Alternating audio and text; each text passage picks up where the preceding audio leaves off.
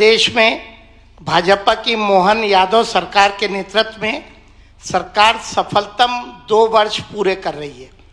इस अवसर पे मैं डॉक्टर मोहन यादव जी, मंत्रिमंडल के सहयोगियों, संगठन के कार्यकर्ताओं और प्रदेश की जनता को हृदय से बधाई देता हूँ।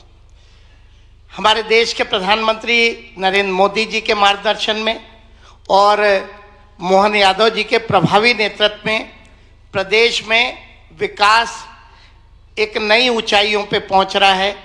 सरकार ने सुशासन, पारदर्शिता और त्वरित निर्णय लेने की क्षमता का प्रशासन को मूल आधार मानते हुए गरीब, युवाओं, किसान और महिलाओं के सशक्तिकरण को सर्वोच्च प्राथमिकता दी है।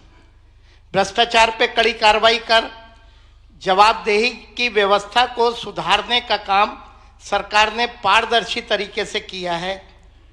इस दिशा में मध्य प्रदेश में मोहन यादव जी की सरकार तीव्र गति से आगे बढ़ रही है और 2047 तक विकसित भारत के संकल्प को लेकर कार्य कर रही है। कुछ बिंदुओं पे मैं आप सबका ध्यान दिलाना चाहूँगा और विस्तृत हमारे मुख्यमंत्री जी सारा का सारा सरकार का 2 वर्ष का जो विकास है उस पर अपना मार्गदर्शन देंगे। गरीब कल्याण को लेकर हमारी सरकार ने कई अच्छे काम किए। जनजाति समाज का सम्मान और उत्थान को लेकर बजट में 40,000 करोड़ की राशि का न सिर्फ प्रावधान किया बल्कि वीर योद्धाओं की प्रतिमाएं और राजा भभूत सिंह जैसे नायकों के नाम पे कैबिनेट आयोजित करके एक सामाजिक सम्मान देने का एक नया काम किया।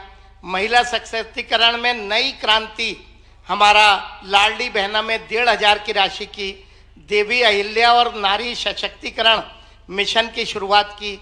महिला उद्यमियों के लिए लगभग 275 करोड़ का प्रावधान किया। इसके अलावा युवा और रोजगार के लिए भी सरकार ने बड़े निर्णय लिए। 1 लाख सरकारी नौकरियों पे पद की भर्ती का काम किया। स्टार्टअप के 50,000 से 1.5 लाख की सहायता दी। निवेश के मामले में भी मध्य प्रदेश सरकार ने ऐतिहासिक काम किया। धार में प्रधानमंत्री मित्र में, जिसमें 3 लाख रोजगार और 6 लाख उत्पादकों को कपास के लाभ मिलेगा। 18 नई नीतियां और नया निवेश सिस्टम, 32 लाख करोड़ के प्रस्ताव और 23 लाख रोजगार। धरातल पे 8.57 लाख करोड़ के निवेश और देश में तीसरा सर्वाधिक निवेश करने वाला राज्य बना।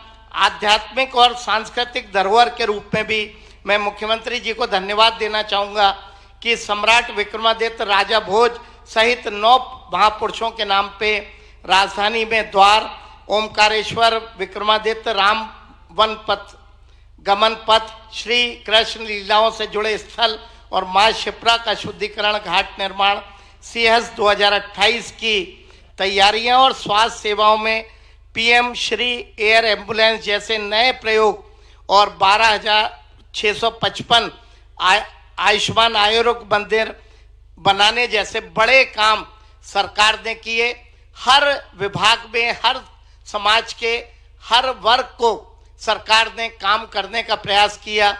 मैं मध्य प्रदेश की भारतीय जनता पार्टी संगठन, मध्य प्रदेश की जनता की तरफ से 2 वर्ष सफलतापूर्वक सरकार के पूरे करने के लिए और जनहित के बहुत सारे जो नवाचार उन्होंने किए उसके लिए मैं मुख्यमंत्री मोहन यादव जी को और उनके पूरे मंत्रिमंडल को दिल से धन्यवाद देना चाहूँगा और उम्मीद करूँगा कि इसी पथ पे हमारी सरकार आगे आने वाले समय में हर वर्ग के लिए और अच्छे काम करेगी। बहुत बहुत धन्यवाद। धन्यवाद आदरणीय खंडेलवाल सर।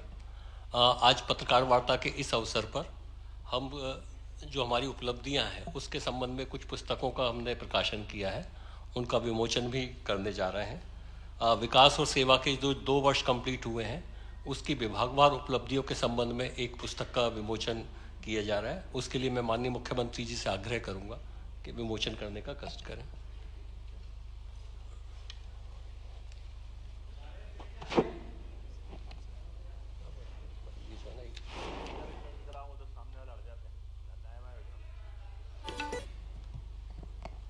बहुत बहुत धन्यवाद। अब मैं माननीय मुख्यमंत्री जी से रिक्वेस्ट करूंगा कि अपना उद्बोधन और प्रेजेंटेशन के माध्यम से उचित लगे तो आपको अवगत कराने का कष्ट करें। आप प्रेजेंटेशन लगा दीजिए, शिफ्ट कर दीजिए।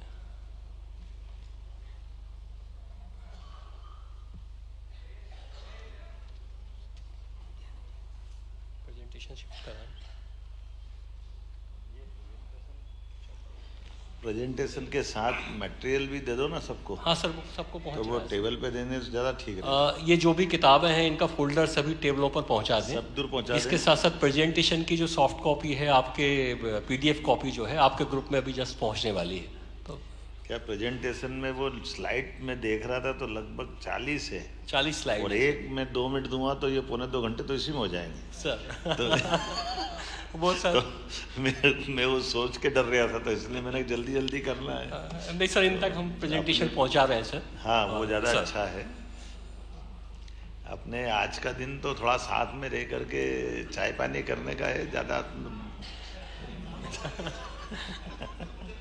हाँ मतलब मैं बोल तो संभाल के रहा हूँ, आप समझ रहे हो।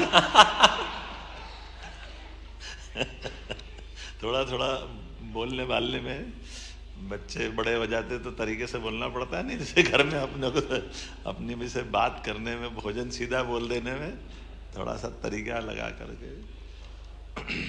आज की इस प्रेस वार्ता में मित्रों, हमारे बीच माननीय यशस्वी अध्यक्ष श्रीमान हेमंत खंडेलवाल जी, माननीय हमारे उप मुख्यमंत्री श्रीमान जगदीश देवड़ा जी, उप मुख्यमंत्री माननीय राजेंद्र शुक्ला जी, इस अवसर पर एसीएस नीरज जी, हमारे आशीष अग्रवाल जी मीडिया प्रभारी, हमारे सीपीआर और आप सब। यद्यपि मैं प्रेस वार्ता में कोई नई बात या ऐसी कोई अलग से बात नहीं कर रहा हूँ, ये हमारे आपके सबके साथ बीते हुए 2 वर्ष के जिसके आप भी साक्षी हो, और शासन की योजनाओं में कमोबेश अगर हम कोई किसी वर्ग से बात करें तो सबसे पहले प्रेस के वर्ग से ही रूबरू होना पड़ता है और प्रेस के माध्यम से वो बातें समाज तक नीचे तक जाती भी है।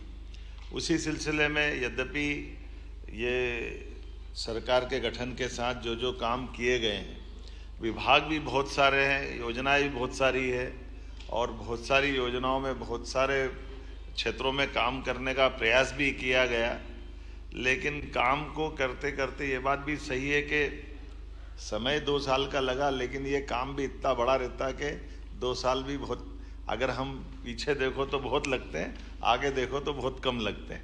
तो ये इसीलिए हमने एक इसी के साथ पिछले मतलब इसी महीने से 2 साल की समीक्षा बीते कामों की और 3 साल के टारगेट विभागवार इस दिशा में काम करना प्रारंभ किया था और वो सिलसिला चल भी रहा, काफ़ी हद तक हो भी गया है। ये थोड़ा नवाचार भी है क्योंकि आमतौर पर विभाग की समीक्षा बजट के साथ साथ 1 साल में 2 बार विभाग की पर चर्चा आमतौर पर मुख्यमंत्री के साथ होती थी, लेकिन हमने इसमें थोड़ा नवाचार ये जोड़ा कि बीते 2 साल की भी अच्छी बातों को लेकर के सारे माननीय मंत्रीगण अपना प्रेजेंटेशन दे, तो वो एक पूरा 5 साल का हमारा समग्र एक लघु चित्र आंखों के सामने आ जाता है, जहाँ बीते हुए सारे कामों की बात और आने वाले 3 साल में और कैसे उस पर बढ़ा जाएगा।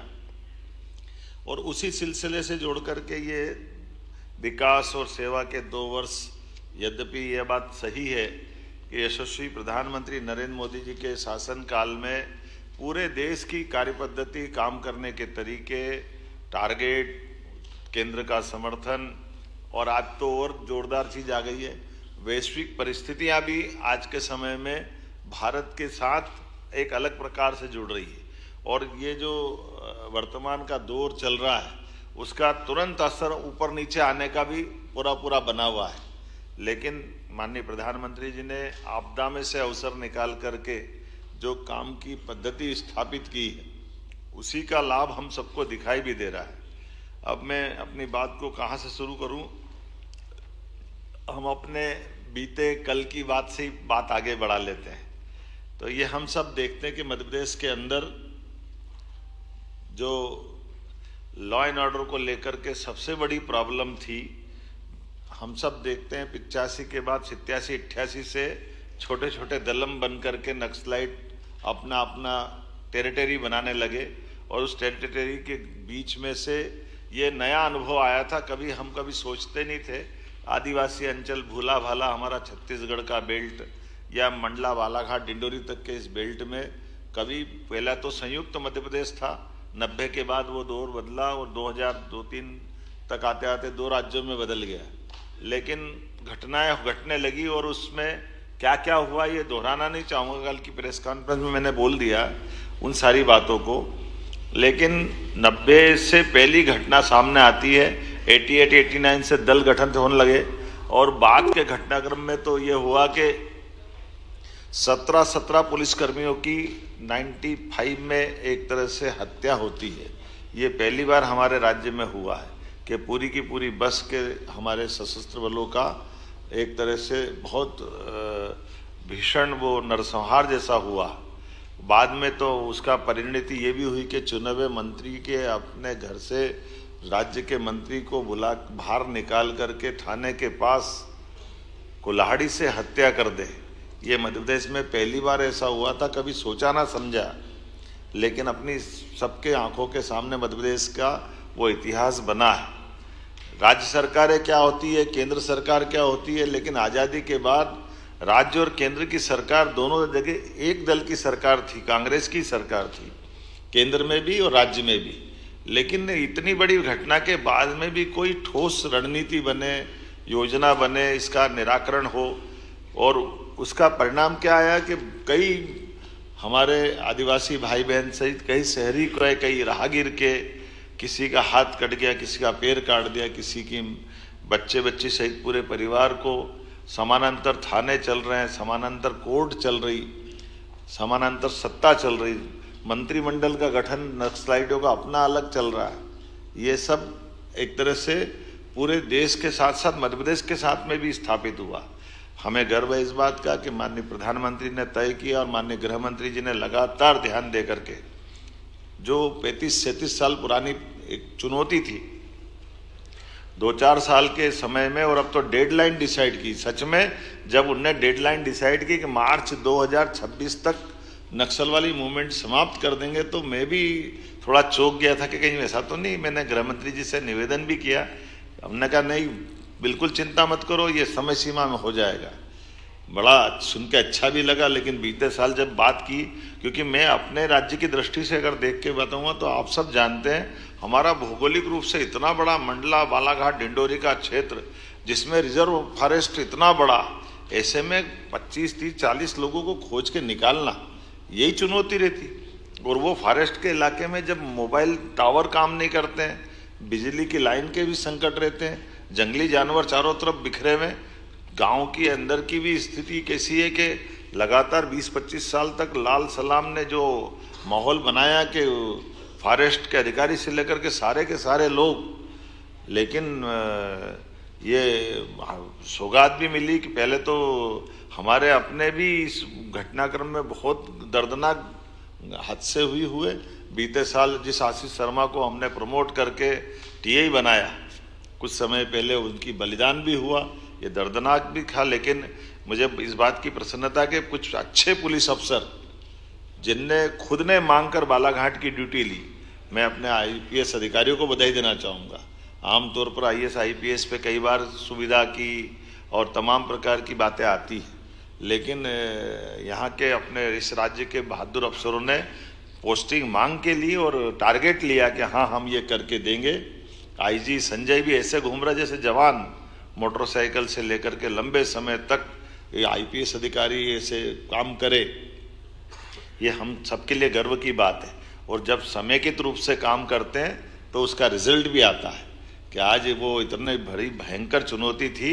मैं मान के चलता हूँ विकास के काम तो सब है ही, लेकिन एकदम सबसे बड़ा अगर कोई काम है तो ये हमारा मंडला बालाघाट डिंडोरी, पहले तो क्रमबद्ध रूप से हमारे सारे जिले एक के बाद एक उस लाल आतंक से मुक्त होते गए, और अब जाकर कल जब जीरो की स्थिति बनी तो ये बड़े सौभाग्य की बात भी है। और ये उन सबको सलाम भी है जिनने अपना बलिदान दिया।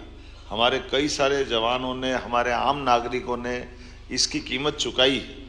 इसलिए हमने कहा कि 1 साल के अंदर 10 दुर्दांत आतंकवादियों के समान नक्सलाइटों को हमने ढेर किया मैदान में और ये संदेश दिया कि आप अगर लड़ना चाहते हो तो हमारा पुलिस फोर्स आपसे निपटने में सक्षम है, और अगर आप सरेंडर करोगे तो पुनर्वास पॉलिसी में हम आपके लिए वो व्यवस्था कर सकते हैं।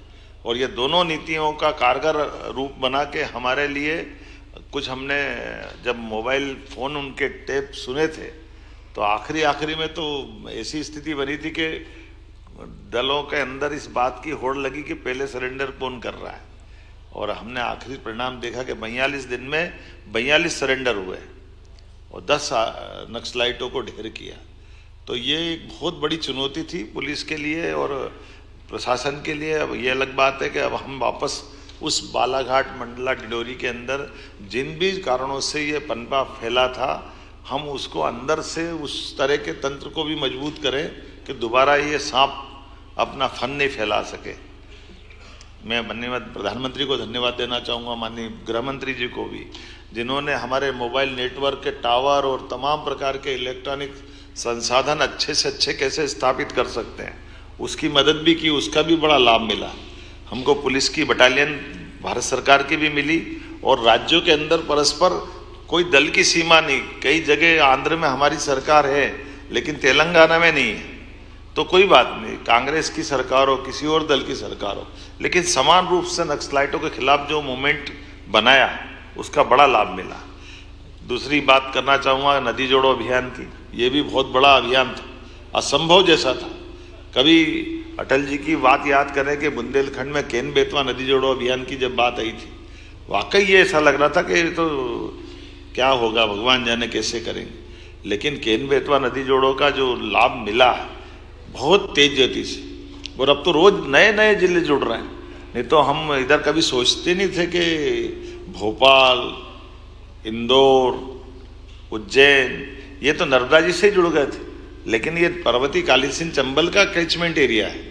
इधर नीमच मंदसौर चंबल तो वर्षों से थी, गांधी सागर डैम भी वर्षों से था, लेकिन नीमच मंदसौर में सिंचाई का रकबा का माननीय गृह मंत्री जी मौजूद है। हमारा पानी, हमारी नदी, हमारा कार्यक्षेत्र, लेकिन पीकेसी योजना से अब लाभ पूरा लेंगे। ये पीकेसी नहीं, पीकेसी ने तो और एक नया दौर लिखा। माननीय प्रधानमंत्री जी ने जयपुर के अंदर भाषण में जिसको कोड किया श्रीमान नरेंद्र मोदी जी के शब्दों में कि आज का ये जो पीकेसी पार्वती कालीसिंध चंबल योजना का शुभारंभ ये नए युग की सूत्रपात है। जब दो राज्यों के बीच सालों से झगड़े चलते हैं हाई कोर्ट, सुप्रीम कोर्ट में, और कई बार तो हिंसक घटनाएं हुई दक्षिण के राज्यों में, लेकिन परस्पर सौहार्दता के बलबूते पर राजस्थान में भी पानी पहुंचेगा, मध्य प्रदेश भी पानी लेगा, और हमारे इस क्षेत्र के अंदर पीने के पानी की, सिंचाई की, उद्योगों की रचनाओं को पानी के माध्यम से डेवलपमेंट करने की पूरी फ्रीडम मिल रही है। तो ये नदी जोड़ो अभियान और एक सिलसिला चालू होता तो फिर कहाँ तक रुकता है। कितना अच्छा लगता है कि केवल राजस्थान नहीं, केवल उत्तर प्रदेश नहीं, महाराष्ट्र के साथ जोड़कर भी ताप्ती का पूरा ये एक नया प्रकार का वाटर रिचार्ज का पूरा प्रोजेक्ट बनाया, और 70,000 करोड़ ये सारे चीज़ों में भारत सरकार 10% केवल राज्यों के लिए लगाने की बात कर रही, 90% अदरवाइज अगर इतने बड़े प्रोजेक्ट हम कैसे खड़ा करेंगे। 1 लाख करोड़ की पीकेसी योजना तो 90,000 करोड़ भारत सरकार दे रही, 70,000 करोड़ की पार्वती कालीसिंध चंबल योजना, ऐसे 70,000 करोड़ की हमारी ताप्ती के साथ योजना बनी, जो हमारा बुरहानपुर के बाद खंडवा, खरगोन के हिस्से से होते हुए इस पूरे नए वाटर रिचार्ज का पूरा एक नया प्रकार का बेसाल्ट हमारा पूरा काम आएगा। उसी के साथ मंदाकिनी चित्रकूट के अंदर केन बेतवा का फिर रिवाइज प्रोजेक्ट दिया, जिसके आधार पर हमारी चित्रकूट की धारा भी सरसब्ज होगी, चित्रकूट का धाम भी जगमगाए। ये पार्वती कालीसिंध चंबल योजना, और उसमें और नवाचार कैसे हुए, जल की रचनाओं पे भी जब ध्यान जाता तो आमतौर पर तीर्थ की रचना नदी माताओं के माध्यम से होती है। अकेले उज्जैन को देखें तो उज्जैन की क्षिप्रा नदी में 2 चुनौतियां हमको थी। सिमस तो 80 में भी हुआ, 92 में भी हुआ, 2004 और 2016 में, लेकिन 80, 92 और 2004 तक जब सिमस्त हुआ तो क्षिप्रा जी के जल में स्नान करने जो साधु संत सहित धार्मिक श्रद्धालु आए, उन्होंने गंभीर के पानी में स्नान किया। गंभीर छिपराजी से लगभग 20 किलोमीटर दूर से पानी लेके लिफ्ट करके आए और उसमें स्नान कराया। स्नान तो हुआ, कुंभ भी हुआ, सिंहस्थ भी हुआ, लेकिन मन में भाव कचोटता रहा कि ये अपन किस जल से स्नान करा रहे हैं। साधु संतों को तो मालूम नहीं, लेकिन हमको तो मालूम है। 2016 में हमने नर्मदा जी में स्नान कराया, तो ये बात सही है कि नर्मदा जी के टाइम छिपरा लिंक की योजना में नर्मदा का मिलन हुआ, तो ये संदेश तो था। तो कई संतों ने मजाक में कहा भी कि अगर हमको यहाँ आके स्नान करना है उज्जैन में, तो फिर तो ओंकारेश्वर में ही कर लेना चाहिए, क्योंकि ये तो कुंभ सिंहस्थ तो उज्जैन में हो रहा है, जल तो आप नर्मदा जी का दे रहे हो। तो ये बात सही थी। मैं इस बात के लिए धन्यवाद देना चाहूँगा हमारे इरिगेशन डिपार्टमेंट के लोगों को, जिन्होंने इस चुनौती को लिया और हमने इस सिंहस्थ में छिपरा जी के जल से स्नान करने का प्रबंधन कर लिया। चुनौती तो कई थी, मैं ये पढ़ी हुई लिखी हुई भाषा नहीं बोल रहा हूँ, ऐसे ही मुँह से ही बोल रहा हूँ। आपको ध्यान में आएगा कि हमने कहा कि भाई छिपरा जी कोई बर्फ का ग्लेशियर नहीं है कि ऊपर से पानी बह के आ जाएगा। हमारे सामने चुनौती छिपरा जी बरसात के पानी में जो धारा बनती है उससे पूरे साल काम चलाना पड़ता है। तो फिर योजना बनी कि इस बरसात के पानी के समय पानी को लिफ्ट करके एक बड़ा तालाब बनाए। तो बड़ा तालाब हमारा उज्जैन के पास बनाया, उसकी क्षमता इतनी बड़ी कि वो पूरे साल फिर प्रवाह के माध्यम से छिपरा जी में जल पहुंचाएगा। तो ये लगभग 800 करोड़ की योजना बनी, जिसके आधार पर अब छिपरा जी के जल से छिपरा जी में लोग स्नान कर पाएंगे पूरे साल। लेकिन एक चुनौती और थी कि छिपरा जी का जल तो शुद्ध कर देंगे, लेकिन हमारी जो भौगोलिक रचना ऐसी कि इंदौर का बढ़ता हुआ भौगोलिक एरिया, लेकिन उसकी ढलान तो उज्जैन की तरफ थी। तो नर्मदा जी का पानी हो या छिपरा जी का हो या गंभीर का हो, वो सब हमारा, जिसको हम खान भी कहते हैं, कान भी कहते हैं, उस नदी के माध्यम से पूरा गंदा पानी इंदौर का सीवर का पानी उज्जैन आ जाता है। तो ऐसे में चुनौती ये थी कि वो पानी को शुद्ध कैसे रखें। तो इस बार ये भी एक अच्छा प्रयोग मिला कि जब हम बड़ी नदियों को राज्य के बाहर भी जोड़ने का अगर हम बड़ा एक रिकॉर्ड बना रहे हैं, जब यूपी के साथ केन बेतवा का बना रहे हैं, पार्वती काली सिंध चंबल के साथ राजस्थान का, या ताप्ती के साथ महाराष्ट्र का, तो एक राज्य के अंदर भी 2 नदी जोड़ो अभियान चलना चाहिए। तो एक राज्य के अंदर गंभीर और खान नदी को जोड़ने का प्रोजेक्ट बना, जिसके कारण से उज्जैन से लगभग 15 किलोमीटर दूर पानी को शिफ्ट करके डाउन स्ट्रीम में गंभीर की ऊपर गंभीर का डैम बनेगा, नीचे गंभीर का पानी सूखी नदी में जाएगा, तो वहाँ सिंचाई करके लोग उस पानी का किसान उपयोग करेंगे और ये गंदा पानी मिलने से छिपरा जी का रुकेगा। ये प्रोजेक्ट भी इसी के माध्यम से, मौका पड़ेगा तो पत्रकार साथियों आपको ले चल के दिखाएंगे कि अंडर डक्ट बन करके 50 किलोमीटर नीचे बड़ा ट्रक अंदर से चला जाए, इतनी बड़ी टनल बनाना, उस टनल में नदी की धारा, ऊपर लोग खेती कर रहे हैं, किसानी कर रहे हैं, ऊपर खेती नॉर्मल चल रही है, लेकिन नदी की धारा नीचे जा रही है। तो ये भी अपने राज्य के अंदर पहली बार ऐसा हुआ कि नदी से नदी जोड़ो अभियान में ये एकदम नीचे से ऊपर के बीच में, नीचे नदी का मूल स्रोत अलग, बीच में टनल अलग, ऊपर खेती चल रही, तो 3 मंजिल पे काम हो रहा है। ये अपना एक नया प्रयोग, लेकिन इस पे भी हमारी सरकार ने काम किया है। ऐसे एक नहीं कई प्रयोग हमने और किए। उदाहरण के लिए आपने सबने देखा होगा, यही भोपाल में GIS नहीं होती थी, रीजनल इंडस्ट्री कॉन्क्लेव नहीं होती थी। उद्योग के मामले में एग्रीकल्चर ग्रोथ रेट तो हमारी बहुत अच्छी थी, लेकिन एग्रीकल्चर ग्रोथ रेट के अलावा भी हमारे राज्य के अंदर इंडस्ट्री जब तक नहीं आएगी तब तक हमारी ठोस अर्थव्यवस्था पे प्रश्न खड़ा होता था। और उस व्यवस्था पे विचार करने के बाद हमने निर्णय किया कि रीजनल इंडस्ट्री कॉन्क्लेव होना चाहिए। तो छोटे छोटे संभाग केंद्रों पर, ये मानता हूँ ग्वालियर जबलपुर तो बड़े थे, भोपाल भी बड़ा था, लेकिन इंडस्ट्री कॉन्क्लेव पहली बार हुई। कई लोग आश्चर्य जब हम कर रहे थे कि बड़े बड़े उद्योगपति आकर के कहते ग्वालियर में हम पहली बार आए, जबलपुर पहली बार आए।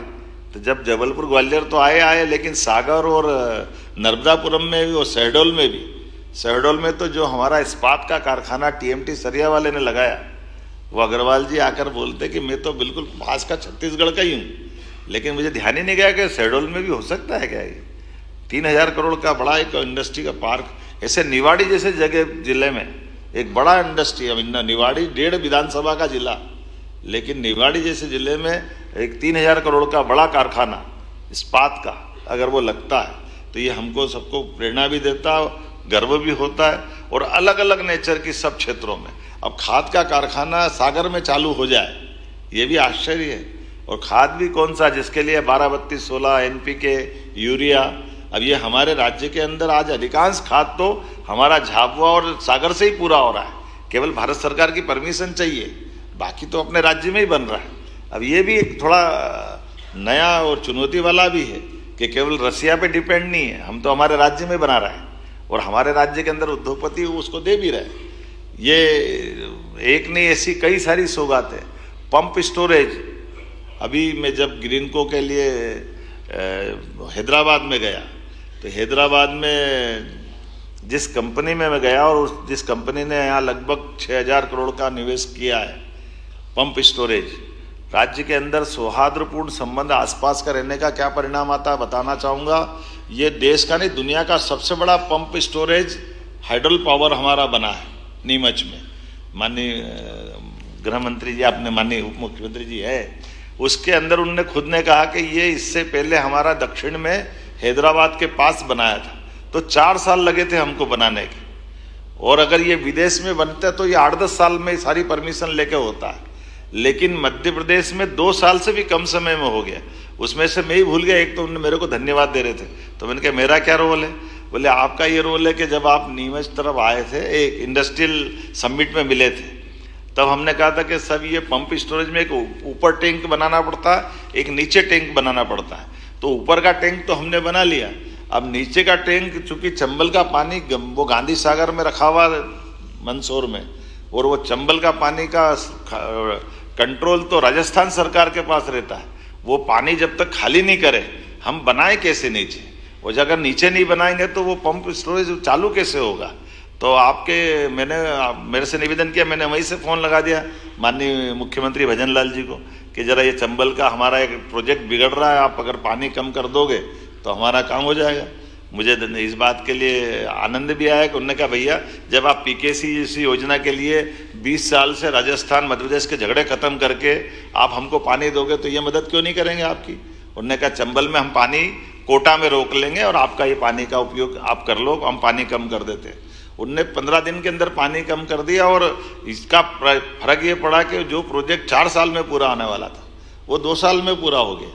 तो ये कम से कम सरकार की व्यवस्थाओं में सजगता के साथ दूरदेशी व्यवस्थाओं के आधार पर जोड़ने का कई सारी बातें मैं कर सकता हूँ आपके बीच में से। ऐसी बहुत सारी बातें हैं, जैसे PM मित्र पार्क, ये 7 पार्क हमारे भारत सरकार के माध्यम से सालों पहले मिले थे, जिसके आधार पर कपास तो हमारे यहाँ होता है, लेकिन कोयम्बटूर जब गया तो उन्होंने कहा कपास, बोले आपके यहाँ से आता मध्य प्रदेश से। अब हमारा कॉटन धागा भी वो बनाए, कपड़ा भी वो बनाए, कपड़े को रेडीमेड गारमेंट्स बना करके वो दुनिया भर में निर्यात करे, माल तो हमारा। तो हमने कहा ये हमारा कॉटन, हमारे यहाँ क्यों धागा नहीं बन रहा? तो उन्होंने बताया आपके यहाँ पहले चलती थी बहुत सारी इंडस्ट्रियाँ, मिल इंडस्ट्रियाँ, इंदौर, उज्जैन, रतलाम, ग्वालियर, धीरे धीरे टेक्नोलॉजी पुरानी हो गई तो बनना बंद हो गई। हमने कहा नहीं, ये तो हम वापस शुरू कराएंगे। तो PM मित्र पार्क, माननीय प्रधानमंत्री जी को धन्यवाद कि अपने जन्मदिवस के अवसर पर 7 PM मित्र पार्क में सबसे पहले हमारा PM मित्र पार्क का उनने न केवल भूमि पूजन किया, बल्कि उसी दिन हमने भूमि आवंटन भी कर दिया। केवल इतना ही नहीं, अभी मैं आपसे आ रहा था तो आते आते भंडारी मेडिकल कॉलेज वालों का फ़ोन आया। उनने कहा कि आपकी वो 2 साल की उपलब्धि तो मैं कल विज्ञापन छापूंगा, आप बता देना। मैंने कहा आपकी क्या बात? अरे बोले मैं आपको केवल मेरी साइक्लोट्रॉन की जो इंडस्ट्री के बारे में आपको बताना चाह रहा हूँ, जो विक्रम उद्योगपुरी में हमने लगाई। बोले जर्मन के आधार पर, जर्मन के विद्वान और वैज्ञानिक और वहाँ के सारे लोगों के साइक्लोट्रॉन की इंडस्ट्री के लिए हमको जमीन 2 दिन में तो जमीन मिल गई, 10 दिन के अंदर हाईटेंशन लाइन बिजली विभाग ने खड़ी कर दी। और हमारे पास जो जर्मन के वैज्ञानिक और लेबर लाए थे, जिनके भरोसे से वो हमको उत्पादन करना था, बोले वो आबो हवा इतनी अच्छी लगी और इतना सरलता से काम हो गया कि वो गए ही नहीं, और अभी साल भी पूरा नहीं और हमने वो उत्पादन चालू कर दिया। तो अब हमारे देश को साइक्लोट्रॉन का बहुत बड़ा लाभ अपने इस इंडस्ट्री डिपार्टमेंट से मिल गया कि आज वो जो दवाई उनकी है, उनका कहना वो दवाई 10 गुना सस्ती है, आज वो पूरे देश में उपलब्ध कराएंगे। उसकी अपनी एक शर्त रहती है कि वो 8 या 10 घंटे में उपयोग करे। इसीलिए वो आप देश में मध्य प्रदेश मध्य में है तो यहाँ से ट्रांसपोर्टेशन बहुत सरल पड़ेगा, अदरवाइज वो फिर खराब हो जाती। तो वो जो चीज़ 2 रुपये की है वो 2 पैसे की भी किसी काम की नहीं रहती। तो ये उनका कहना है कि ये भौगोलिक दृष्टि से भी, विज्ञान की दृष्टि से भी, अपने 55 हमारे पीएम एक्सीलेंस कॉलेज नई शिक्षा नीति के बलबूते पे लगना, ये भी घोर आश्चर्य की बात। कहाँ 1956 से लेके 2002-3 तक 5 मेडिकल कॉलेज थे, लेकिन आज मेडिकल कॉलेजों की एक तरह से श्रृंखला बन गई, लंबी लाइन बन गई मेडिकल कॉलेज में। और मेडिकल कॉलेज में भी प्रयोग कैसा, पूरे देश में ये भी नवाचार हुआ है कि अब हम केवल मेडिकल कॉलेज के लिए हॉस्पिटल देंगे। मेडिकल कॉलेज का हॉस्पिटल जो हमारा ऑलरेडी हॉस्पिटल है, मेडिकल कॉलेज की बेस वो रहेगा। तो मेडिकल कॉलेज के लिए किसी को मेडिकल कॉलेज बनाना तो वो अपनी बिल्डिंग बनाए, अपने सारी प्रोसेस कर ले। 300 बेड का हमारा हॉस्पिटल 10 साल तक हम उसको देंगे। 10 साल बाद वो डॉक्टर, दवाई, सारा पैरामेडिकल स्टाफ, अर्थात अपन अगर सरल भाषा में बोलो, हमारा हॉस्पिटल तो चल ही रहा है, हम क्या करें उसमें। चलता हॉस्पिटल प्रैक्टिकल के लिए उनको दे दिया, जब उनका वो 700 बेड का बन जाएगा तो हमारा हॉस्पिटल हम वापस ले लेंगे, हमको क्या फर्क पड़ेगा।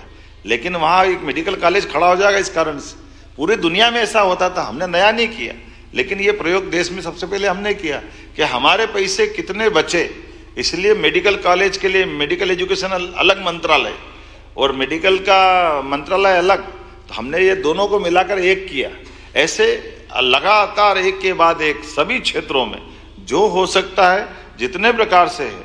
आज अपन इंदौर की हुकुमचंद मिल का आपको उदाहरण मालूम है, प्रधानमंत्री जी के माध्यम से हुकुमचंद मिल की लैंड पूरी केवल 300-400 करोड़ रुपए के चक्कर में 30 साल से 7,000 मजदूर में से 2,000 लोग उम्मीद में मर गए कि हमको 2 लाख मिलेंगे, 4 लाख मिलेंगे, लेकिन कोर्ट में निराकरण नहीं हो रहा था। हमने कहा ये सरकार पैसा दे देगी तो सारे मजदूरों का भला हो गया। और आज वो हाउसिंग बोर्ड के माध्यम से, नगर निगम के माध्यम से 200-300 करोड़ देने के बाद लगभग 70-80 हजार करोड़ का प्रोजेक्ट बनेगा। ये जो बड़ा प्रोजेक्ट बनेगा, इसमें ये केवल अपने 2 विभाग हैं, एक इंडस्ट्री डिपार्टमेंट, एक हमारा लोकल एडमिनिस्ट्रेशन के माध्यम से हाउसिंग बोर्ड, प्राधिकरण या जो भी कोई विभाग होगा। तो जमीन के प्रॉपर उपयोग करते हुए विकास की दृष्टि से, अन्यथा सांप बिच्छू घूम रहे हैं, जंगल बना हुआ है, मुकदमा चल रहा है, चलने दो। जैसे उसी प्रकार से जैसा हमारा ये भोपाल का कचरा 40 साल से सड़ रहा था यहीं पे भोपाल में, जब भी गूगल खोलो भोपाल को पूछो तो एक बच्चा मरा, आँख खुली, उसको दिखता था भूत जैसा, क्या करूँ उसको। ये भोपाल की पहचान बनी थी, लेकिन आज भोपाल की पहचान उससे बदल के GIS भोपाल में हो रहा है, विकास हो रहा है। घटना हो गई, परमात्मा करे कोई ऐसी घटना नहीं होना चाहिए, लेकिन घटना के बाद वो कचरा कब तक पड़ा रहना चाहिए। Court, high court, supreme court सब हो रहा है, तो उसका निष्पादन प्रॉपर कराया, और निष्पादन कराने के बाद आज जो हमको करना वो करेंगे। लेकिन इन पुरानी समस्या से निपटना तो हमको पड़ेगा ही सही। शहरीकरण के आधार पर 2 मेट्रोपॉलिटन अथॉरिटी, हमारा भोपाल भी बढ़े, केवल शहर के अंदर ही क्यों बढ़े, लंबा प्लान करना पड़ेगा। आज हैदराबाद था राजधानी जब था आंध्र का, आज अमरावती खड़ी करके उनने अपने आप में एक बड़ी कैपिटल बनाने का प्लान कर लिया। ये वो आदर्श उदाहरण है। माननीय प्रधानमंत्री जी के नेतृत्व में राष्ट्रपति निवास, प्रधानमंत्री निवास, नई पूरी पार्लियामेंट दिल्ली के अंदर बनके तैयार हो गई। तो ये जो नया निर्माण करते हुए भी हम चीजें खड़ी कर सकते हैं, ये आदर्श उदाहरण है। तो इंदौर उज्जैन मेट्रोपॉलिटन, भोपाल मेट्रोपॉलिटन, केवल भोपाल नहीं तो बगल का नर्मदापुरम, रायसेन, सीहोर, विदिशा, ये 5 को जोड़ के इधर आष्टा तक का, उधर से 4-5 जिलों का मिलाकर हमारा दूसरा मेट्रोपॉलिटन, ये दोनों को जोड़ करके ये बड़ी विकास की संभावना भी है। और लंबा प्लान करते हुए लगभग डेवलपमेंट के लिए 10-20 किलोमीटर नहीं, अकेले इंदौर उज्जैन मेट्रोपॉलिटन की बात करेंगे तो 11,000 करोड़, 11,000 किलोमीटर से ज़्यादा पूरा सराउंडिंग एरिया बनेगा। और मूल रूप से डेवलपमेंट के लिए अगर बात करें तो बड़ा हमारा आकर्षण बनता औद्योगिक क्षेत्र से। जब औद्योगिक क्षेत्र नागदा बन गया तो नागदा के बाद में तो आवासीय और कमर्शियल हो गई सही, पीथमपुर बन गया तो पीथमपुर के बाद रहने के लिए भी और कमर्शियल चाहिए गई सही, देवास का है, मक्सी का है। तो हमने बेस बदल दिया कि हमारी औद्योगिक केंद्र बेस बनेंगे, उसके बाद रेसिडेंशियल, कमर्शियल, PSP के बाकी प्रोजेक्ट आते जाएंगे और आने आज नहीं तो कल तक, आगे तक जाएगा। इसी का परिणाम है कि इसी की बाकी कनेक्टिविटी ग्रीन बेल्ट हमारा खास करके ये जो एक्सप्रेस हाईवे है, ग्रीनफील्ड हाईवे, 4 लेन 6 लेन, एयरपोर्ट के साथ एविएशन पॉलिसी में हमारी इंटर स्टेट और इंट्रा स्टेट ये एविएशन के प्रोजेक्ट अपने सबके सामने चल रहे हैं। ये उत्तराखंड में चलते थे 4 धाम के लिए, केदारनाथ, बद्रीनाथ, गंगोत्री, जमुनोत्री। अब तो उज्जैन ओंकारेश्वर क्यों नहीं हो सकते? वो शानदार चल रहा अपना, क्या फर्क पड़ गया? ऐसे एयरपोर्ट अपने 7 से 9 तो हो गए और 10वां तैयार हो रहे, 10वां भी चालू हो गया। और ये तो 10 जिसको एविएशन डिपार्टमेंट ने मान लिया, बाकी सिंगरौली, रतलाम, नीमच, मंदसौर, वहाँ हमारे B200 तो उतरते ही हैं शान के साथ, सारी हवाई पट्टियाँ चालू है, इसमें कोई कष्ट नहीं है। आपने देखा ही है कि जब अपना स्थापना दिवस मनता है तो एक दिन क्यों 3 दिन मनना चाहिए, और 3 दिन मने तो अपने कलाकार आनंद के साथ हो जाए। तो यहाँ विक्रमादित्य का महानाट्य भी होता और भगवान कृष्ण की लीलाओं को लेकर के 500 कलाकार भोपाल की, ये पहली बार हुआ। 18 पॉलिसियाँ फिल्म निर्माण से लेकर सभी प्रकार की। अभी बुंदेलखंड के अंदर राजगढ़ पैलेस में गए अपन, इतना गजब का स्थान है, ऐसा लगेगा कि कहाँ पूरे देश में नहीं मिलेगा। ऐसे अगर उज्जैन में जाओगे तो हायर सेकेंडरी स्कूल 50 साल से चलता था, महाराज बाग क्रमांक 1, 2, 3, आज वो 7 स्टार होटल हो गया टूरिज्म का। हमारी सारी टूरिज्म की प्रॉपर्टी में सबसे ज़्यादा कहीं कलेक्शन आ रहा है तो अकेले उस हायर सेकेंडरी स्कूल में हो रहा। और टूरिज्म मिनिस्टर पूरे देश में आदर्श उदाहरण देते हैं कि अच्छा पैलेस कैसे बन जाता है हेरिटेज में, ये उदाहरण उनका बना है। कहने के लिए तो बहुत सारी बातें हैं, लेकिन आज जब मैं आपसे बात कर रहा हूँ तो ये सारा मैटर तो आपके पास पहुँच ही गया है। और अब मैं बोलूँ क्या, जितना तो आप मेरे से ज़्यादा समझते हो और बोलते रहते हो, ये सारी बातें आप करते रहते हो। बोलने के लिए बहुत सारी बातें बोल सकता हूँ, लेकिन जिस प्रकार से समय बदला है और समय के साथ ऊर्जा के क्षेत्र में पूरे देश में सबसे सस्ती बिजली अगर कोई दे रहा है तो अपना राज्य दे रहा है। बिजली में भी ऐसे ऐसे नए प्रयोग हुए कि जिसके आधार पर बिजली के लिए सारे लोग भौचक के देख रहे हैं कि हो क्या रहा है। मध्य प्रदेश हमारा सबसे लोएस्ट रेट बिजली में गया है, और इसके आधार पर ओंकारेश्वर और ये बड़े बड़े प्रोजेक्ट तो हमारे हैं, आगर, नीमच, सोलर पार्क भी 2000 मेगावाट का, और कंपोजिट यूपी और हमारा 6 महीने वो वापर लेंगे, 6 महीने हम वापर लेंगे। पानी की तो हम बदला बदली करी ना, बिजली का भी आपस में साझेदारी कर रहे हैं, 2 राज्य आगे बढ़ते हुए। तो ये जो हमारा जो मुरैना का जो बीहड़ का जंगल है, इसका बेहतर से बेहतर उपयोग कैसे कर सकते हैं। आज ये बदलते दौर में हमारी आने वाले समय के टारगेट भी बड़े हैं, लेकिन अभी बात नहीं करूँगा, बीते समय की बात करूँगा जब हमने अपने नामांतरण की नई पद्धति लगाई। ये भी पूरे देश में रेवेन्यू के लिए नई चीज़ हो गई। लगभग 1 करोड़ प्रकरणों का निराकरण कराया, और ई नामांतरण जैसे आप रजिस्ट्री कराओगे आपका प्रोसेस परवारे चालू हो जाएगी। पटवारी गिरदावर के पास चक्कर खाने की जरूरत नहीं। बंटवारा, नामांतरण, राजस्व ऑनलाइन निराकरण करने के लिए साइबर तहसील के आधार पर भारत सरकार ने पहला पुरस्कार मध्य प्रदेश को दिया है। 19 धार्मिक नगरियों में शराबबंदी, ये हमने अपने धार्मिक नगरियों के प्रति ये जो प्रतिबद्धता बताई, विभिन्न लोक बना करके नर्मदा परिक्रमा के लिए परिक्रमा वासियों के लिए शेड बनाना, घाट बनाना, सभी प्रकार की सुविधा जुटाना, और चित्रकूट का धाम भी आनंद के साथ। आप बताइए, जन सहभागिता के आधार पर चित्रकूट का मुख्य मार्ग जिसमें बड़े से बड़े संतों ने और सब लोगों ने अपनी सहभागिता देते हुए, जब अयोध्या अच्छा हो गया तो चित्रकूट भी होना चाहिए। उसी प्रकार से ओरछा का राजा राम का भी आनंद अलग प्रकार से दिखाई दे रहा है। अब ये कई ऐसी योजनाएं भी चालू की जिसके लिए एक बगिया माँ के नाम, 2 एकड़ का खेत अगर आप अपना बनाने जाओगे तो सरकार आपको 2 लाख रुपए देगी, क्योंकि जब नया बगिया बनाओगे तो शुरू में 2 साल आपकी खेती बाड़ी बंद हो जाएगी। तो खेती बाड़ी भी ढंग से व्यक्ति करता रहे, उसके बजाय उसके जीवन के प्रबंधन करते हुए, और जब बगिया तैयार हो जाएगी तो फल से उसका काम चलेगा ही सही। तो आम के आम, गुठली के दाम, दोनों काम हो जाएंगे। हमारा पास व्यक्ति अपनी खुद का बगिया भी तैयार कर लेगा और अपना बगीचा भी तैयार हो जाएगा। योजना तो बहुत सारी है। हमने जलगंगा अभियान चलाने का हर साल का निर्णय किया। जलगंगा अभियान में दोनों क्षेत्र में, ग्रामीण में और शहर में भी, शहरी क्षेत्र के अंदर जितने कुएं, बावड़ी, तालाब, पुरानी जल रचनाएं और नवीन रचनाओं के लिए अब तो सड़कें भी बन रही है। तो हमने सड़कों के किनारे जो मुरम खोदने के लिए या बाकी मिट्टी निकालने के लिए जो गड्ढे होते हैं, उसको भी जल रचना में बदलने के लिए पीडब्ल्यूडी मंत्री जी माननीय राकेश जी को धन्यवाद दूंगा। एक योजना बनी कि ये जितना पानी का हम अपना संचय कर सकते हैं उस सबको भी करते जाना है। उसी प्रकार से ग्रामीण अंचल में भी सभी पंचायतों के साथ ये जलगंगा अभियान के माध्यम से, नदियों का मायका है मध्य प्रदेश। अभी ध्यान में आया कि लगभग 250 के आसपास प्रदेश की नदियां हैं। उन नदियों के उद्गम से लगा करके उनकी जल रचनाएं कैसे चालू हो, उनका एक तरह से पुनर्जीवन का काम भी और संचयन का काम भी, जल रचनाओं के लिए छोटे छोटे स्टॉप डैम से लगा करके बड़े बड़े भी सब पे काम करके बूंद बूंद कैसे काम आए, उस दिशा में हमने काम करना प्रारंभ किया।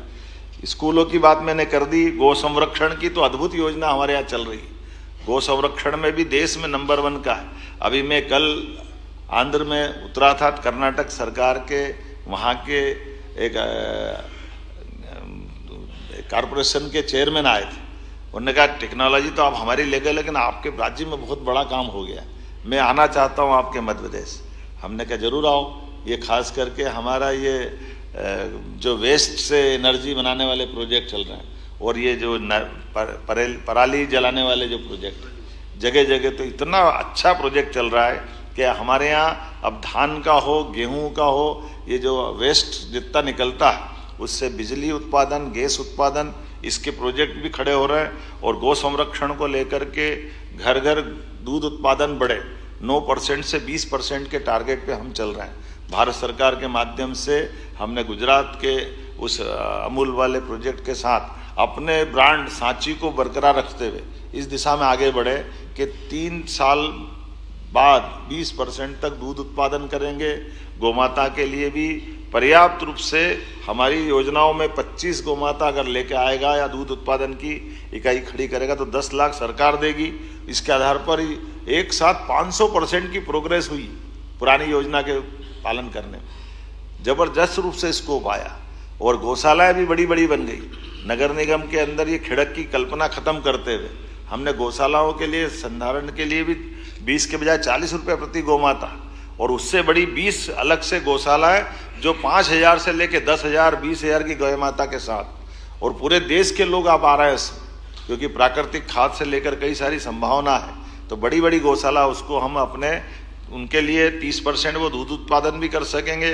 वो गौमाता को रखने के साथ हम जो अनुदान देते हैं वो अनुदान भी उनको देंगे। 125 एकड़ भूमि भी देने वाले। एक तरह से ये ठोस निर्णय कर रहे हैं जिसके बलबूते पर बड़े पैमाने पर देश भर के लोग आकर्षित हो रहे हैं। तो ये गौमूत्र से, गोबर से, बाकी चीज़ों से वो अपने इस गौशाला को कैसे सफल सक्षम बनाए, इसका आदर्श मॉडल हमारा बीच बना है। ऐसे ही अपनी शिक्षा के क्षेत्र में खास करके हमारे इंजीनियरिंग कॉलेज के कैंपस के अंदर IT पार्क बनाने का निर्णय पहली बार हुआ। बच्चा वहीं पढ़े, वहीं रोजगार भी मिल जाए। और IT के साथ नई technology deep tech research park भी ला रहे हैं, साइंस सिटी भी बना रहे हैं, ऑब्जर्वेटरी भी खोल रहे हैं। और भविष्य में तैयार तो ये भी है कि हमारी सब प्रकार की नवीन पॉलिसियों के बलबूते पर भविष्य में रिसर्च का भी ये मध्य प्रदेश बड़ा केंद्र बने। इसलिए स्टार्टअप से लेकर 18 पॉलिसियों में हमने सब चीज़ जोड़ने का प्रयास किया। ऊर्जा की बात मैंने कर दी, सिंचाई की कर दी, आधुनिक विकास की कर दी, बदलती ग्रामीण अर्थव्यवस्था की कर दी, PM विकास खास करके गाँवों के अंदर वृंदावन गाँव की बात मैंने आपके सामने की है। अधोसंरचनाओं को लेकर के भी हमारे बीच ई-बस भी भविष्य में हम प्रारंभ करने वाले हैं, जो कि हमारी पुरानी कठिनाई थी जब हमने कई प्रकार से दूसरी रचना खड़ी करी। गरीब उत्थान के लिए भी सरकार के माध्यम से आपको केवल जानकारी के लिए बताना चाहूँगा, हमने बजट को भी 5 साल में डबल करने का जो टारगेट लिया है। 11,000 रुपये प्रति व्यक्ति आई थी 2002-03 तक। जब हमारी सरकार बनी तो 1,42,000 रुपया आई प्रति व्यक्ति हुई। आज की स्थिति में 1,54,000 रुपये प्रति व्यक्ति 2 साल के अंदर हमने ये आई बढ़ाई है। ये उसी प्रकार से जिस प्रकार से हमने गेहूं से लगा करके सभी राशियों में एक एक करके जो बोनस की बात कही थी हमारे संकल्प पत्रों की पूर्ति में कि हाँ हम 2700 रुपये क्विंटल तक गेहूं का दाम करा देंगे, तो आज की स्थिति में 2585 तो उनका हुआ। गए साल ही हमने 2600 रुपये क्विंटल गेहूं खरीदना प्रारंभ कर दिया था। भावांतर योजना का लाभ तो आपके सबके सामने है। भावांतर पे कितने सारे प्रश्न हुए थे, लेकिन प्रति क्विंटल 500 रुपये के आसपास भाव भी भारत सरकार ने बढ़ाया और हमने किसानों को वो दाम दिलाने के लिए वो प्रबंधन किए हैं कि भावांतर से लेकर के सभी क्षेत्रों में सरकार समान रूप से भुगतान भी करती जाएगी। 1,000 रुपया प्रति व्यक्ति प्रति बहन लाडली बहना योजना से प्रारंभ हुई योजना, जो 2023 जून से प्रारंभ हुई थी, दिसंबर में हमारी सरकार बन गई, तो 2024 में हमने 250 रुपये बढ़ाए, 2025 में 250 बढ़ाए, आज की स्थिति में 1500 रुपये प्रति लाडली बहना, जिसके आधार पर लगभग 1850 रुपये पर महीने हम निर्बाध गति से दे रहे हैं। ये हमारी सरकार की गति है।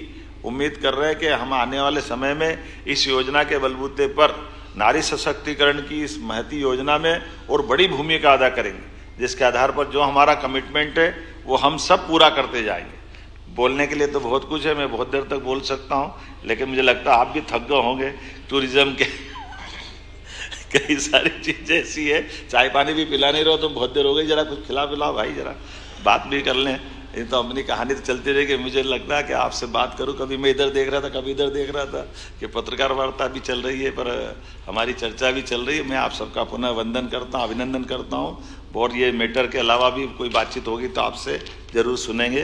मुझे लगता है कि CPR साहब आपकी भूमिका चालू हो जाना चाहिए। Thank you sir, thank you very much sir. कुछ जो स्लिप्स आई हैं उसके आधार पर मैं आमंत्रित कर रहा हूँ। ये वरीयता या उसके हिसाब से नहीं है, जिस हिसाब से आया है उस हिसाब से मैं नाम लेता जा रहा हूँ। हरि भूमि से श्री हरि अग्रहरि जी, माइक पहुँचाइए। पीछे है वो, पंकज जी पीछे हो।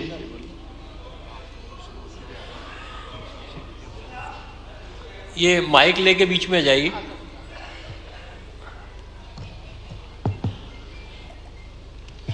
मेरा एक CM साहब से एक सवाल है कि आपने नक्सलियों के खिलाफ अभियान चला करके एक सफाया कर दिया, अब कौन सा सफाया करने वाले हैं या कौन सा अभियान चला? काय का चाहिए?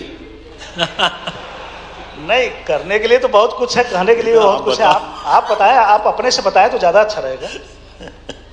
देखो, हम वहाँ पे जो विश्वास रुका हुआ था, विकास रुका हुआ था, उसका सफाया करेंगे और विकास का कारवा ले जाएंगे। Thank you. श्री गिरीश उपाध्याय, स्वदेश भोपाल। कहाँ है उपाध्याय जी? उधर है, हाथ खड़ा कर देना, पता ही नहीं चलता इतनी भीड़ में। ये माइक और ले आइए भाई। नमस्कार। नमस्कार। ये आपने नक्सली वाला तो जिक्र किया, लेकिन इसके एक समस्या समाप्त हो रही है और एक दूसरी समस्या से मध्य प्रदेश गिरफ्त में आता जा रहा है, जो नशे के कारोबार वाली है। इसको लेकर आपकी कोई कार्य योजना है जिसको आप कहेंगे कि हम अगले साल जब 3 साल पर जब इकट्ठे हों तब क्या आप अनाउंस करने की स्थिति में है कि हमने नशे के कारोबार से प्रदेश को मुक्त कर दिया है? नशे के कारोबार से तो समाज को सामूहिक रूप से इसमें निपटना पड़ेगा, लेकिन जैसे मैंने आपको बातचीत में बताया कि 19 स्थानों पर हमने शराब की दुकानें बंदी की है और क्रमशः ये जिस प्रकार से माहौल बनेगा, हम सब चाहेंगे कि नशे के प्रत्येक व्यापार पर हमारी कड़ाई रहे, हमारा बंदी रहे, लेकिन समाज की जागृति और सामाजिक संगठनों की भूमिका भी बड़ी रहने वाली है। आपके सबके सहयोग से निश्चित रूप से हम उम्मीद करेंगे कि 3 साल में इस पर कंट्रोल करें। श्री शरद द्विवेदी जी, बंसल न्यूज। कहाँ? अच्छा, शरद जी बोले, शिरीष जी बोले। शरद जी बोला मेरे ख्याल से सर। बधाई आपको मुख्यमंत्री जी, 2 वर्ष आपकी पूरी सरकार को। और अच्छा लगा ये जानकर कि अब शिप्रा के पानी से ही स्नान होगा, धागा मध्य प्रदेश में बनेगा। एक ऐसी टनल भी आप बना रहे हैं कि ऊपर खेती होगी और नीचे पानी बहेगा। और सबसे महत्वपूर्ण बात जो हमें लगी, अच्छा लगा कि गंभीर और खान नदी का जो विषय था उसको भी आपने सुलझा लिया है। आपने उज्जैन का बताया कि पैलेस है और पर्यटन मंत्री देश के उसकी चर्चा करते हैं, ये जानकर भी अच्छा लगा। और भी कई प्रोजेक्ट्स हैं आप रीजनल लेवल पर ले गए हैं। मैं अगर क्रिकेट की भाषा में बात करूं तो अब आप अर्धशतक बनाने के बिल्कुल नज़दीक हैं। हमारी शुभकामनाएं हैं शतक बने, आगे शतक बनते चले जाएं। लेकिन अब इस दौरान अब आपको तेजी से रन बनाने हैं और अब आपका जो प्रायोरिटी सेक्टर है वो क्या एजुकेशन होगा, हेल्थ होगा, रोजगार एम्प्लॉयमेंट होगा, किस तरह से आगे बढ़ेंगे, प्राथमिकता क्षेत्र क्या होगा? धन्यवाद। माननीय शरद जी, आपका धन्यवाद। जैसा कि हमने अपनी प्रायोरिटी में बताया था कि हमने अपनी 2024 में बहनों के लिए वो वर्ष समर्पित किया, ये वर्ष उद्योग और रोजगार के लिए किया। तीसरा हमारा एग्रीकल्चर सेक्टर है। एग्रीकल्चर सेक्टर में हमारे वर्तमान में जो इतने भी प्रोजेक्ट चल रहे हैं वो युवाओं को रोजगार देने के लिए, गरीब की गरीबी दूर करने के लिए। लेकिन एग्रीकल्चर में जितनी ग्रोथ रेट हमारी है, उस ग्रोथ रेट को मेंटेन करते करते जो वर्तमान में हमारा सिंचाई का रकबा, जैसे केवल जानकारी के लिए बताऊंगा कि हमारा ये जो सिंचाई का रकबा लगभग 42 लाख हेक्टेयर था, आज की स्थिति में हम इसको 54 लाख हेक्टेयर तक ले गए। लेकिन 5 साल में हम 100 लाख हेक्टेयर तक ले जाने वाले हैं। जब 100 लाख हेक्टेयर तक ले जाएंगे तो ये जितनी बड़ी बड़ी परियोजना मैंने नदी जोड़ों की बताई, इसके साथ साथ जो प्रोजेक्ट हमारे चल रहे हैं उसका डिटेल भी हम दे देंगे कि हम ये जो कह रहे हैं ये ठोस कह रहे हैं। लेकिन इतना भी जानते हैं कि जब हमारा सिंचाई का रकबा बढ़ेगा तो हमारी एग्रीकल्चर ग्रोथ रेट भी बढ़ेगी और क्रॉप हमारे पास ज़्यादा आती है तो उसकी चुनौती भी बढ़ती जाएगी। तो हमारी क्रॉप की प्रोसेसिंग यहीं हो जाए, हमारे किसानों को उसका दाम सही मिल जाए, उसमें कोई कठिनाई नहीं आए, इसीलिए इस दिशा में हम लगातार काम कर रहे हैं। और ये एक बड़ा टारगेट है, जब हम अपने किसानों की समृद्धि के लिए तीनों तरह से काम करेंगे, वो बागवानी के क्षेत्र में जाए, वो वार्षिक खेती उत्पादन में काम करे, सब्जी बाकी चीज़ों में, लेकिन मसाले की खेती भी करे, आयुर्वेदिक खेती भी करे।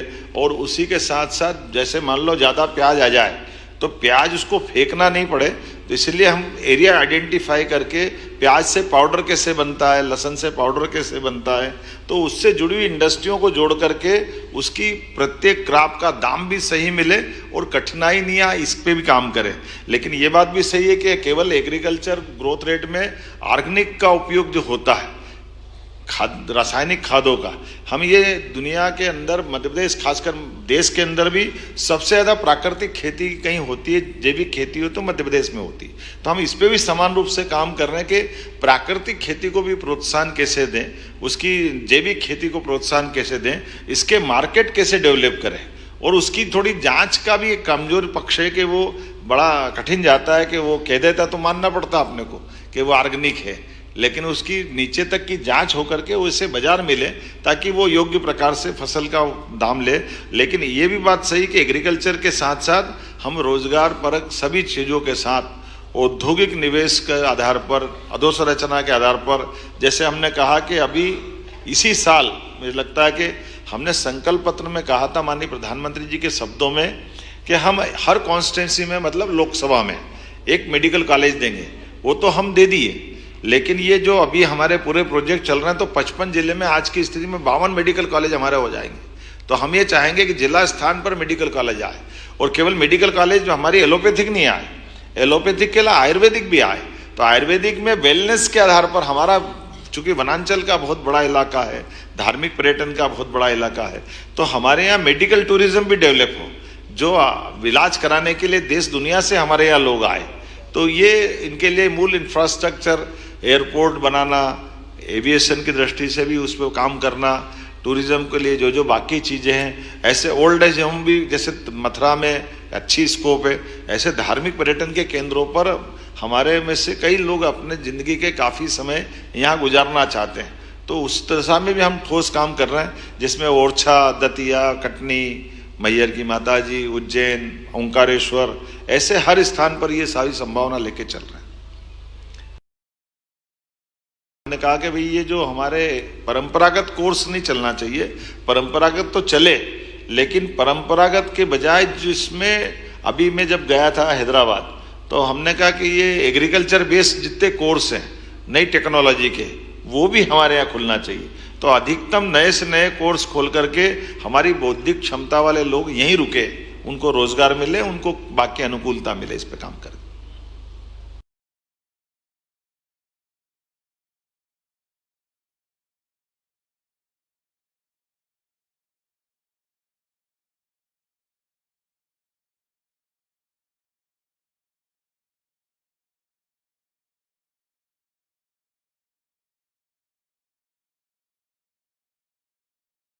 दास साहब का तो मैं इस मामले में माननीय दास साहब को धन्यवाद भी देना चाहूँगा, लेकिन एक जानकारी देना चाहूँगा कि जैसे हमने कहा था कि सड़कों के ऊपर गौशाला, मेरी खास करके जो गौमाता घूमती है, राष्ट्रीय राजमार्ग पे घूमती है, आपकी जानकारी के लिए बता दें कि जितनी नगर निगम हमारी है, उन नगर निगम के अंदर 5000 से ज़्यादा गौमाता रखने की, गौशाला बनाने का काम भी हमने चालू किया। उसके कुछ आंकड़े भी देना चाहूँगा कि 9000 गौमाताएँ आज हमारी लाल टिपारा गौशाला ग्वालियर में है। उज्जैन में जब मैं मुख्यमंत्री बना था उसके पहले से हमारी गौमाताओं के बलबूते पर मगरोला के पास की गौशाला में हर 2 दिन में, एक दिन में 2, 3, 4 गौमाताएं मर जाती थी। वो कठिनाई थी 150 गाय रखने में भी। आज की स्थिति में 3000 से ज़्यादा गौमाताएं उस गौशाला में है। और कई सारे मेरे कांग्रेस के मित्र भी अब अपना जन्मदिन मनाने उस गौशाला में जाने लगे हैं। इंदौर का भी यही हाल हुआ है। हमने एक काम इसमें बड़ा अच्छा बदलाव किया, आपने अच्छा प्रश्न किया कि आमतौर पर ये गौशालाएं जो बनती है तो गौशालाओं में केवल हम सरकारी अमला रख दें, पैसा दे दें तो उससे काम नहीं चलता है। उसको एक तो थोड़ा मानवीयता के आधार पर जो हमारा प्राचीन समय का समाज है उसके आधार पर तो हमने संतों को जोड़ा है। तो अगर गौमाताएं जहाँ इकट्ठी है तो वो सब एक साथ होने के बजाय बीमार को अलग रखो, जो अच्छी है उनको अलग रखो, जो बच्चे हैं उनको अलग रखो, जो दूध देने वाली है उनको अलग रखो, बीमार हो तो दवाई देने का इंतजाम हो जाए, फिर प्रॉपर खान पान की जो खुराक की चिंता कर लें, सफाई की चिंता कर लें। तो आधुनिक यंत्रों के माध्यम से केवल आपको बताना चाहूँगा 1000 गौमाता के भूसे और उनके साथ जो दाना पानी उनको खिलाते हैं केवल 2 व्यक्ति डाल के पूरा कर लेते हैं। कारण एक बड़ा टैंकर लगाया जिसमें कटा हुआ भूसा मिला हुआ बिल्कुल ड्रम के साथ जो अपना रेडीमिक्स कंक्रीट में रहता, इस तरह का बाहर से बुला करके और पाइप के माध्यम से उसको भरने का काम करते। तो ये जो कम मेहनत से ज़्यादा गौमाता के खाने पीने की, साफ सफाई की प्रॉपर चिंता करने का प्रबंधन जो हुआ है, एक बार सब पद मित्रों को देखने भी ले चलेंगे। तो जो पहले आमतौर पर नगर पालिका का नियम था कि वो खिड़क बनाता, खिड़क मतलब वो कारावास में गाय बंद कर दी, छुड़ाने आएगा तो 2000 देना, 1000 देना। वो कौन छुड़ाने आ रहा है, किसको छुड़ाने से मतलब है। अपने घर में ये कठिनाई थी कि लोग रखते नहीं थे, सड़क पे छोड़ देते थे, और सड़क पे छोड़ दिया तो वो आफत समझ के रखते थे, पैसा भी जाता था लेकिन कोई देखने वाला नहीं। तो हमने हर गौशाला के साथ संतों को जोड़ा है। तो संत, 2 संत, 3 संत वहाँ रह करके पूरी सेवा करने के माध्यम से तो ये गौशाला बिल्कुल एक आधुनिक रूप में आ गई। ये बात सही कि जैसे धीरे धीरे और बनती जाएगी तो जितनी भी सड़क पे हम उसको शिफ्ट करते जा रहे हैं, जितनी, और जो जिनको वास्तव में क्या हो गया, अब तो ये हो गया कि पहले भोपाल से उज्जैन के बीच की बहुत सारी गौमाताएं इसी बरसात में थी। अब जब हमारी गाड़ी जाती पकड़ने तो घर वाले भी कहने लग गए कि नहीं, हम तो हमारे घर ले जा रहे हैं, हमको पहले कोई पकड़ते ही नहीं था तो वो छोड़ देते थे, और कई बार वो गौमाताओं से एक्सीडेंट होते थे। आज अंतर पड़ गया, और आने वाले समय हमने कहा कि आप अपने घर में भी रखो, बल्कि पंचायतों के अंदर तक भी हम 20 की जब 40 रुपया प्रति गौमाता का अनुदान देने लग गए तो लोगों को पुर भी जा गया, मतलब वो उनको खर्चा पुर रहा है कि भाई इसमें कोई परेशानी नहीं आएगी। और हर महीने का रेगुलर पैसा पहुंचा रहे हैं। 2-2, 4-4 साल पहले पेंडिंग हो जाता था, उसके बजाय उसको रेगुलर किया। दूसरी बात आपने बोल दी है, थोड़ा मेरे स्वभाव में टेढ़ापन है। मैं कहता हूं कि भाई जरूरी थोड़ी कि मैं बैठूं वहाँ CS बैठे, CS वल्लभ भवन बैठे, जहाँ बैठना मैं बैठा हूँ, चिंता मत करो, आगे देखो अपनी तो सारी। मैं थोड़ा सा क्यू को तोड़ रहा हूँ और महिला पत्रकारों को मौका देने के उद्देश्य से भावना अपराजिता शुक्ला, नागपुर हितवाद। क्या नाम बताया? 3 नाम बताया, 1 बताया? भावना अपराजिता शुक्ला। बहुत बधाई सर। सब हेलो, हाँ जी, बहुत बधाई 2 साल पूरे होने के लिए। और आप इंदौर के प्रभारी मंत्री भी हैं, इंदौर आपके निकट भी है मालवा में, और वहां से एक मिनट ये संशोधन कर लो। एक मुख्यमंत्री अपने जिलों के कार्य विभाजन करता है ना, तो एक खाली रख लिया तो इंदौर खाली है, वहां का प्रभारी मंत्री नहीं हूं। काम का बंटवारा करते ना, तो बंटवारा कर दिया, तो वो छोड़ दिया। मेरे घर में 4 कमरे हैं, 3 में मैंने कोई व्यवस्था के आधार पर आय के लिए किराएदार रख दिए, तो चौथा कमरा हमारा हो गया, तो मैं किराएदार थोड़ी हो गया वहां पे। थोड़ा खाली रख लिया उसको, कोई चिंता मत करो। ये खाली काम के लिए है या वैसे खाली रखा गया है? ये मेरे को मालूम नहीं आप किस संदर्भ में पूछ रहे हैं। मैं मूल प्रश्न पे आती हूँ। माँ अहिल्याबाई की नगरी से बारे में पूछना चाहूंगी कि उन्होंने इंदौर को या मालवा को कहे, मध्य प्रदेश को कहे, काशी और देश के अन्य धार्मिक स्थलों से जोड़ा था। आपने सिंहस्थ के लिए बहुत अच्छी योजना आगे जो हमने देखी कि कहना क्लोज डक वाली जो चीज़ थी, जो प्रॉब्लम को सॉल्व कर रहे हैं, बहुत अच्छी बात है। तो उसी से संबंधित मेरा ये प्रश्न है कि देश के अन्य धार्मिक स्थलों में मध्य प्रदेश के लोग जब जाते हैं तो ठहरने की, और मेरे पत्रकार साथियों के ठहरने के लिए भी, क्या इस तरह की कोई योजना होगी देश के अन्य स्थलों पे, और नेटवर्क कनेक्टिंग को लेकर भी? आप मध्य प्रदेश के बाहर की कह रहे हैं? हाँ, मध्य प्रदेश के बाहर देश के अन्य धार्मिक स्थलों को मध्य प्रदेश की जनता जहाँ पे रुक सके, जिस तरह की माँ अहिल्या ने एक परिपाटी शुरू की थी, उससे संबंधित है। हमने अहिल्या माता की जयंती मनाई, महेश्वर में मनाई, इंदौर में मनाई। और ये बात सही कि खासगी वाला ट्रस्ट की प्रॉपर्टियाँ पूरे देश में है। हमने उस पर अपना मेंबर भी बना दिया और उस ट्रस्ट से कहा भी है, लेकिन धीरे धीरे मना धीरे सब कुछ होए। अब धीरे धीरे मध्य प्रदेश करते करते बाकी राज्य के अंदर भी इस तरह के प्रबंधन हो जाए, इस पर प्रयास करेंगे। ये बात सही है। मैंने बीच में अभी हमारे उज्जैन के अधिकारियों को भेजा था, तिरुपति बालाजी, शिरडी के साईं बाबा और ऐसे और देवस्थान पर जहाँ के ट्रस्ट बड़े बड़े ऐसे बन करके वो अब काम कर रहे हैं, जो एकेडमिक भी है, हेल्थ के साइड में भी है और धार्मिक पर्यटन को बढ़ावा देने के लिए। जैसे तिरुपति बालाजी के मंदिर के ऐसे कई जगह केंद्र खोल रहे हैं वो जगह जगह, तो उनके तिरुपति बालाजी से जुड़े हुए या उस राज्य से जुड़े हुए लोग बाकी जगह भी आकर के रुक सकते हैं। तो हम भी प्रयास कर रहे हैं कि ऐसे स्थानों पर हम बाकी राज्यों को भी जगह दें और उन राज्यों से जगह मांगे ताकि हमारे केंद्र भी बने। लेकिन ये कोशिश कर रहे हैं कि वो देवस्थान वाले ही करें। हम सब सरकार के माध्यम से लें तो सरकार की बड़ी कठिनाई रहती है। ये जो उनका एक टेम्परामेंट रहता संभालने का, देखने का, जानने का, तो धार्मिक ट्रस्ट की व्यवस्थाओं के बलबूते पर हम इस पे आगे बढ़ेंगे। लेकिन ये शुरुआत है, आगे जरूर इस पर विचार करेंगे।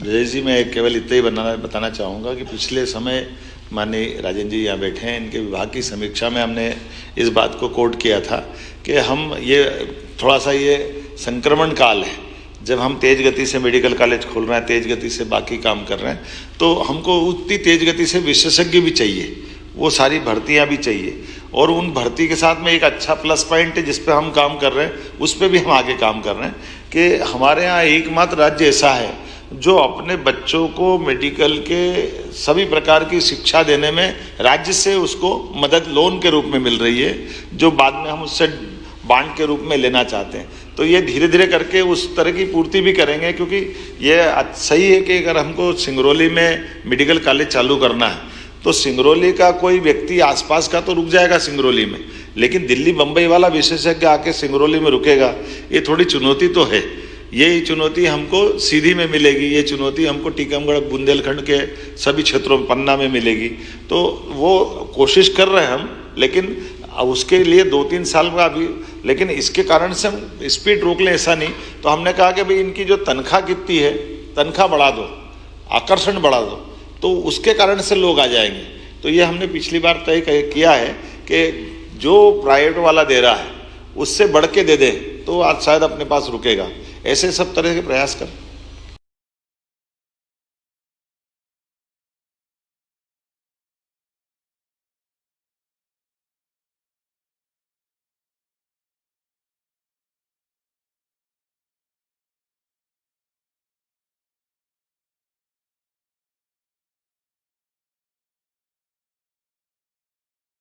चलिए, बहुत धन्यवाद। मैं आपसे बात जरूर करूंगा, अभी अपन मिलते मिलते बात करते हैं। आप सभी भोजन पे आमंत्रित हैं। शुक्ला सरकार का अपना संतान के सुख से वंचित है। अब बहनें संपर्क करें विंध्य क्षेत्र के विख्यात पहिल टेस्ट ट्यूब बेबी सेंटर से महिला से संबंधित कोनो गंभीर समस्या के खातिर संपर्क करी प्रतिदिन पुराना तीर्थ मेमोरियल अस्पताल कुटेही रीवा संपर्क कर सके थे 8821000416 पर या 076623524551 पर। डॉक्टर बीना मिश्रा स्त्री रोग एवं बांझपन विशेषज्ञ से प्रथम IVF क्लिनिक, IVF मौत तकनीकी, लेजर हैचिंग के उपयोग,